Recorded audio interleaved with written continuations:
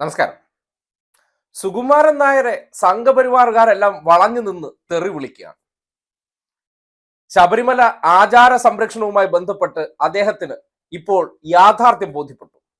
ഇത്രയും കാലം അദ്ദേഹത്തിന്റെ പിന്നിൽ അണിനിരന്ന കപടന്മാരെ അദ്ദേഹം തിരിച്ചറിഞ്ഞുകൊണ്ട് ശബരിമലയുമായി ബന്ധപ്പെട്ട് അയ്യപ്പ സംഗമത്തിൽ NSS നേരിട്ട് പങ്കെടുത്തതിന് ശേഷം അദ്ദേഹം നിലപാട് പറഞ്ഞു.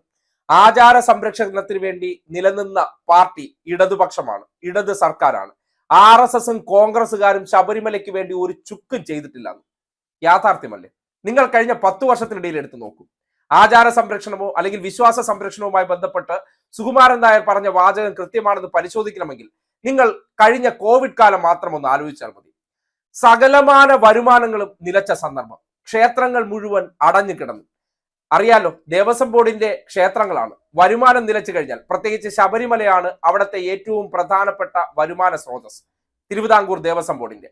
ആ നിലയ്ക്ക് ആ പണം ഉപയോഗപ്പെടുത്തിക്കൊണ്ടാണ് 1264 ക്ഷേത്രങ്ങൾ തിരുവിതാംകൂർ ദേവസ്വം ബോർഡിന്റെ കീഴിലുണ്ടെന്നാണ് മനസ്സിലാക്കാൻ കഴിഞ്ഞിട്ടുള്ളത്. ആ ക്ഷേത്രങ്ങളിൽ ശബരിമല എന്ന ഒരു ക്ഷേത്രവും മറ്റ് 64 ക്ഷേത്രങ്ങളിൽ നിന്നാണ് വരുമാനം കിട്ടുന്നത്. ആ ക്ഷേത്രങ്ങളിലെ വരുമാനം ഉപയോഗപ്പെടുത്തിക്കൊണ്ടാണ് ബാക്കി വരുമാനമില്ലാത്ത ക്ഷേത്രങ്ങളിലെ ജീവനക്കാരെയും അവിടുത്തെ ഉത്സവങ്ങൾ, അവിടുത്തെ അറ്റകുറ്റപ്പണികൾ തുടങ്ങി സകലമാന കാര്യങ്ങളും നിർവഹിച്ചു വരുന്നത്. അത് കൊറോണ കാലമായപ്പോൾ ശബരിമല ഉൾപ്പെടെ ബാക്കിയുള്ള എല്ലാ ക്ഷേത്രങ്ങളും അടഞ്ഞു കിടന്ന കാലം നിങ്ങൾക്ക് ഓർമ്മയുണ്ടല്ലോ. ആ സന്ദർഭത്തിൽ ഇവിടുത്തെ ജീവനക്കാർ ആരെങ്കിലും എവിടെയെങ്കിലും വന്നിട്ട് ഞങ്ങൾക്ക് ഇതാ ക്ഷേത്രങ്ങൾ അടഞ്ഞു കിടക്കുന്നപ്പോ ഈ സർക്കാർ ഞങ്ങൾക്ക് ശമ്പളം തന്നില്ലെന്നോ അല്ലെങ്കിൽ ഞങ്ങളുടെ ആനുകൂല്യങ്ങൾ തന്നില്ല എന്ന് എവിടെയെങ്കിലും പറയുന്നത് നിങ്ങൾ കേട്ടോ? കേട്ടില്ലല്ലോ. ആ സന്ദർഭത്തിൽ ആ മനുഷ്യരെ കൂടിയും, അതായത് വരുമാനം 0 ആയിരുന്ന സന്ദർഭത്തിൽ 3 വർഷത്തോളം 1 മാസം പോലും വീഴ്ച വരാതെ അവരെ എല്ലാം നോക്കി അവർക്ക് വേണ്ട എല്ലാ സഹായവും എത്തിച്ചു കൊടുത്തു. അവർക്ക് കിട്ടേണ്ട ആനുകൂല്യങ്ങൾ മുടങ്ങാതെ കൊടുത്തു. സ്വാഭാവികമായിട്ടും വിശ്വാസങ്ങൾക്കോ അല്ലെങ്കിൽ വിശ്വാസവുമായി ബന്ധപ്പെട്ട ആരാധനാലയങ്ങൾക്ക് എതിരായിരുന്നെങ്കിൽ ദേവസ്വം ബോർഡിന് ആ രീതിയിൽ സഹായം ചെയ്യേണ്ട കാര്യം സർക്കാരിനുണ്ടായിരുന്നു? ഇല്ലായിരുന്നല്ലോ. ശബരിമലയുമായി ബന്ധപ്പെട്ട് കഴിഞ്ഞ 10 വർഷത്തിനിടയിൽ ഒരിക്കൽ പോലും CPM അവരുടേതായിട്ടുള്ള നയങ്ങൾ ഈ ആരാധനാലയങ്ങളിൽ അടിച്ചേൽപ്പിക്കാൻ ശ്രമിച്ചിട്ടുണ്ടോ? അവിടെ സ്ത്രീ കയറണമെന്ന് ആവശ്യപ്പെട്ട് ഏതെങ്കിലും കോടതിയിൽ പോയിട്ടുണ്ടോ? അവിടുത്തെ ആചാരങ്ങൾ മാറ്റണമെന്ന് ആവശ്യപ്പെട്ട് എപ്പോഴെങ്കിലും എന്തെങ്കിലും ഒരു നിയമം പാസ്സാക്കിയിട്ടുണ്ടോ? ഒന്നും ചെയ്തിട്ടില്ല. ഇതെല്ലാം പറയുന്നതും ഇതെല്ലാം പ്രവർത്തിക്കുന്നതും ഇതെല്ലാം ചെയ്യുന്നതും ഇവിടുത്തെ RSSകാരാണ്. കാര്യം അമ്പലം വിഴുങ്ങുകളാണല്ലോ RSSകാർ. വിശ്വാസ കച്ചവടത്തിലൂടെ പണിയെടുക്കാതെ ജീവിക്കാൻ ആഗ്രഹിക്കുന്നവരാണല്ലോ. ഏതെങ്കിലും സ്ഥാപനത്തെ വെച്ച് കച്ചവടം നടത്തി അതിന്റെ ആനുകൂല്യം പറ്റി സുഖലോലുപതയിൽ ജീവിക്കാൻ ആഗ്രഹിക്കുന്ന വിശ്വാസ കച്ചവടക്കാരായിട്ടുള്ള RSSകാരെ സുകുമാരൻ നായർ തിരിച്ചറിഞ്ഞത് സുകുമാരൻ നായർക്ക് സ്വന്തം അനുഭവത്തിന്റെ അടിസ്ഥാനത്തിൽ മനസ്സിലാക്കിയാണ്. ഇത്രയും കാലം ഇദ്ദേഹത്തെ കൊണ്ട്, അതായത് ഈ ശബരിമല സ്ത്രീ പ്രവേശന വിധി വരുന്നത് ആര് കേസ് കൊടുത്തിട്ടാണ്? RSSകാരായിട്ടുള്ള സ്ത്രീകൾ കേസ് കൊടുത്തിട്ടല്ലേ ആ വിധി വരുന്നത്. അതിന് പിന്നാലെ RSSകാരെടുത്ത തീരുമാനം എന്താണ്? അവിടെ സ്ത്രീകൾ പ്രവേശിക്കണമെന്നുള്ള കാര്യമാണ്. ഒരു സർക്കാർ ഭരിക്കുന്നു എന്നുള്ള നിലയ്ക്ക്, അതായത് ഭരണഘടനാ സ്ഥാപനമായെന്നുള്ള നിലയ്ക്ക് മറ്റൊരു ഭരണഘടനാ സ്ഥാപനം അല്ലെങ്കിൽ പരമോന്നത നീതിപീഠം തന്നെ ഒരു ഉത്തരവ് പുറപ്പെടുവിക്കുകയാണ് അവിടെ സ്ത്രീ പ്രവേശിക്കണമെന്ന്. ഈ രാജ്യത്ത് എവിടെയാണ് ഫെഡറൽ സിസ്റ്റത്തിനനുസരിച്ച് പ്രവർത്തിക്കുന്ന ഒരു സർക്കാരിന് ആ നിയമത്തെ ലംഘിക്കാൻ കഴിയുന്നത്? അതിനെ അടിസ്ഥാനപ്പെടുത്തി ആ ഉത്തരവ് നടപ്പാക്കണമെന്നുള്ള തീരുമാനം ഒരു സർക്കാർ കൈക്കൊണ്ടു. അത് ഇടതുപക്ഷ സർക്കാർ ശബരിമലയിൽ സ്ത്രീ പ്രവേശനം നടത്തണമെന്ന് ആവശ്യപ്പെട്ട് ഹർജിയുമായി പോയിട്ടോ അല്ലെങ്കിൽ പരാതിയുമായി പോയിട്ട് നേടിയെടുത്ത വിധി ആയിരുന്നില്ല.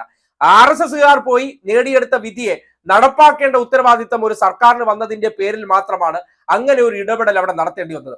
അതിനപ്പുറത്തേക്ക് ശബരിമല വിശ്വാസവുമായി ബന്ധപ്പെട്ട് ഏത് സന്ദർഭത്തിലാണ് അവിടെ വിശ്വാസത്തെ തകർക്കുന്ന രീതിയിലോ അല്ലെങ്കിൽ വിശ്വാസവുമായി ബന്ധപ്പെട്ട ഒരു കാര്യങ്ങളിൽ ശ്രദ്ധിക്കാതിരുന്നത്? കഴിഞ്ഞ മണ്ഡലകാലങ്ങൾ എടുത്ത് നിങ്ങൾ പരിശോധിക്കൂ. നേരത്തെ ക്യൂവുമായി ബന്ധപ്പെട്ട് എന്തോരം പരാതികൾ ഉയർന്നതാണ്. ഇക്കഴിഞ്ഞ മണ്ഡലകാലം എടുത്ത് പരിശോധിക്കൂ. ഏകദേശം 56 ലക്ഷം പേര് അവിടെ ദർശനത്തിന് വന്നു. എന്തെങ്കിലും പരാതി ഉയർന്നതായി നിങ്ങൾ കേട്ടോ? അതുമായി ബന്ധപ്പെട്ട് അടിസ്ഥാന സൗകര്യ വികസനങ്ങളായിക്കോട്ടെ, ക്യൂ നിയന്ത്രിക്കാൻ വേണ്ട ഇടപെടലുകളായിക്കോട്ടെ, പോലീസിനെ വിന്യസിക്കുന്ന കാര്യങ്ങളായിക്കോട്ടെ, എല്ലാം വളരെ കൃത്യമായി ചെയ്ത് ആ ഒരു മണ്ഡലകാലത്തെ സംബന്ധിച്ച് ഒരു ഭക്തന് പോലും ഒരു പരാതിയുമില്ലാതെ അവിടെ പോയി ദർശനം നടത്തി തിരിച്ചു വരാൻ കഴിഞ്ഞു. അവിടെ പോയ VD സതീശൻ എന്ന പ്രതിപക്ഷ നേതാവായിക്കോട്ടെ, അന്നത്തെ BJP പ്രസിഡന്റ് ആയിട്ടുള്ള ഉള്ളിസുര അഥവാ K സുരേന്ദ്രൻ ആയിക്കോട്ടെ, V മുരളീധരൻ ആയിക്കോട്ടെ, ആരെങ്കിലും എന്തെങ്കിലും അവിടത്തെ പ്രവർത്തനവുമായി ബന്ധപ്പെട്ട് പരാതി പറയുന്നത് നിങ്ങൾ കേട്ടോ? പിന്നെ എവിടെയാണ് ഈ വിശ്വാസത്തെ തകർക്കാനായിട്ട് ഇടതുപക്ഷം പരിശ്രമിക്കുന്നത്?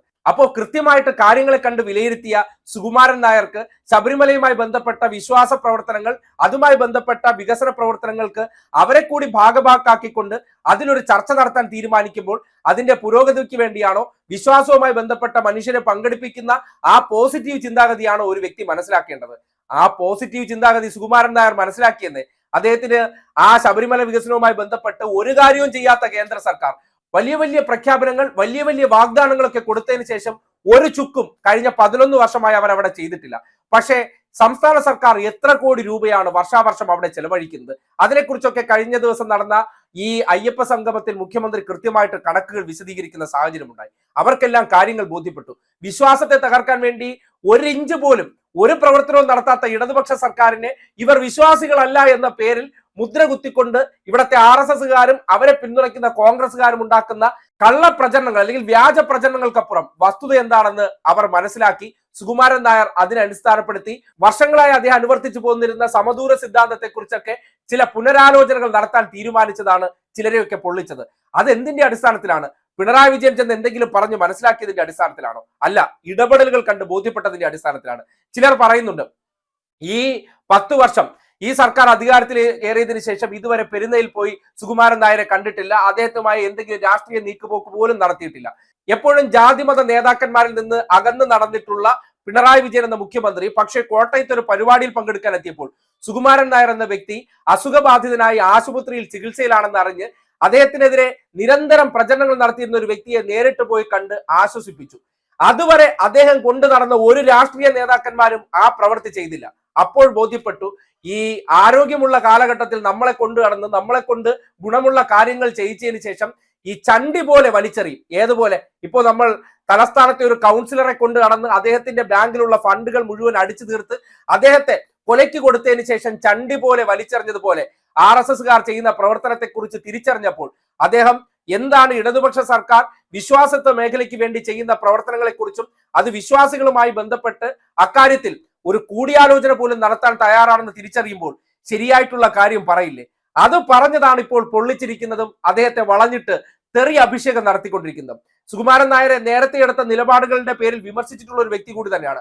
പക്ഷേ ശരിയായ കാര്യങ്ങളെ ശരിയായ രീതിയിൽ വിലയിരുത്താൻ ശേഷി ഉണ്ടാകുകയും അതിൽ തീരുമാനമെടുക്കുകയും അതിൽ അദ്ദേഹം ആക്രമിക്കപ്പെടുകയും ചെയ്തു കഴിഞ്ഞാൽ അവിടെ കൈയും കെട്ടി നോക്കിയിരിക്കുകയൊന്നുമില്ല. അവിടെ സുകുമാരൻ നായർ ചെയ്ത പ്രവർത്തനത്തെ കുറിച്ച് വളരെ കൃത്യമായി പറയും. അദ്ദേഹം എടുത്ത നിലപാടുകളെ ഈ സന്ദർഭത്തിൽ ഈ വിഷയത്തിൽ അംഗീകരിക്കേണ്ടതാണ്. വിശ്വാസവുമായി ബന്ധപ്പെട്ട കുപ്രചരണങ്ങൾക്കപ്പുറം യാഥാർത്ഥ്യം എന്താണെന്നും RSSകാരും കോൺഗ്രസ്സുകാരും ആ വിഷയവുമായി ബന്ധപ്പെട്ട് ഇതുവരെ ഒരു പുല്ലും ചെയ്തിട്ടില്ല എന്ന് പറയുമ്പോൾ അത് അദ്ദേഹത്തിന്റെ അനുഭവത്തിന്റെ അടിസ്ഥാനത്തിൽ പറഞ്ഞ പച്ചയായ യാഥാർത്ഥ്യമാണെന്ന് പറയേണ്ടി വരികയാണ്. അതിന് ഈ സൈബർ ആക്രമണം എന്ന പേരിലൊന്നും വിരട്ടാൻ നോക്കണ്ട. അതൊന്നും കേരളത്തിൽ വിലപ്പോകില്ല എന്ന് മാത്രമേ സംഘപരിവാറുകാരോട് പറയാനുള്ളൂ.